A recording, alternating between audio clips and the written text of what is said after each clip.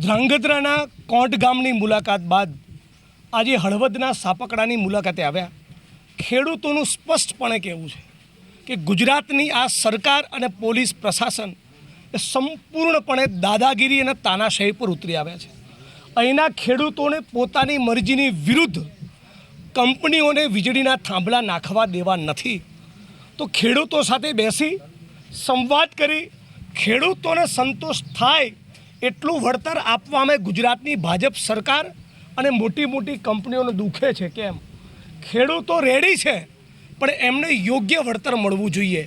તમે બેન દીકરીઓ માતાઓને લાકડીઓને ફટકાવી જો, પાછળથી બોછી પકડો, આગળથી ગરદન દબોચો અને આખું ગુજરાત જોતું હોય ને છતાં ભાજપ સરકારના પેટનું પાણી ન હલે, આ ગુજરાત માટે શરમનો વિષય છે।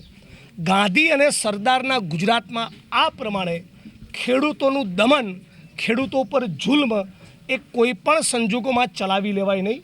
આ દમન, આ દાદાગીરી, આ તાનાશાહીની વિરુદ્ધમાં કિસાન કોંગ્રેસ અને કિસાન સંઘર્ષ સમિતિ બધા જ ખેડૂત સંગઠનો સાથે મળીને 15 તારીખે એક જ ધૂન 15 જૂન ગાંધીનગર જવાના છીએ અને ગાંધીનગરમાં બેઠેલી બેરી સરકારને કહેવાના છીએ કે ખેડૂતો રાજી થાય એટલું વળતર નહીં આપો તો થાંભલા નાખવા નહીં મળે, આજે નહીં અને કાલે નહીં।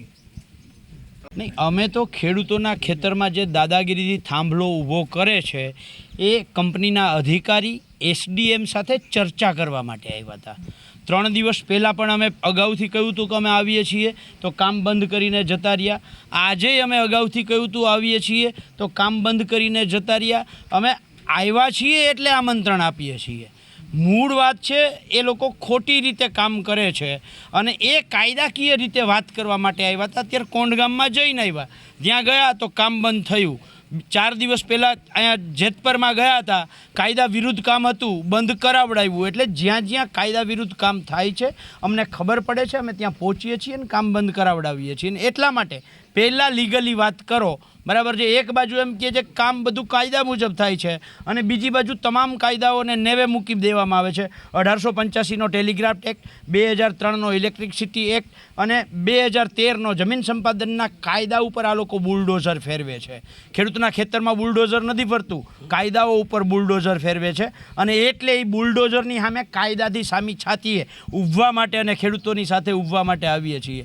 અત્યારે અહીંયા જાણીને બહુ દુઃખ થયું કે જે જવાન દેશ માટે લડતા લડતા શહીદ થયો, એનો દીકરો અત્યારે સરહદ ઉપર લડે છે।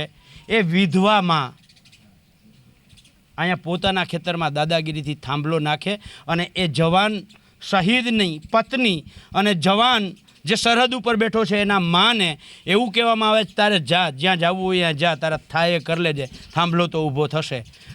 આ સરકારની ભાષા હોય?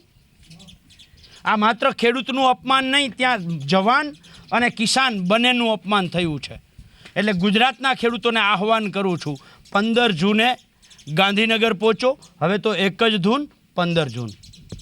આજે અમારે જે સાપકડા ગામોના ખેડૂતો ભેગા થયા, તે ખેડૂતોનું ભેગું થવાનું એક જ કારણ છે, અમારું યોગ્ય વળતર જે બિલ બનાવી દીધેલા છે એ બિલની રકમ પૂરેપૂરી ભરપાઈ કરી પછી જ આગળ કામ કરવું એવી અમારી માંગ છે। બધા જ ખેડૂતોની એક જ માંગ છે, અમારી બિલની ચૂકવણી કરો અને આગળ કામ કરો।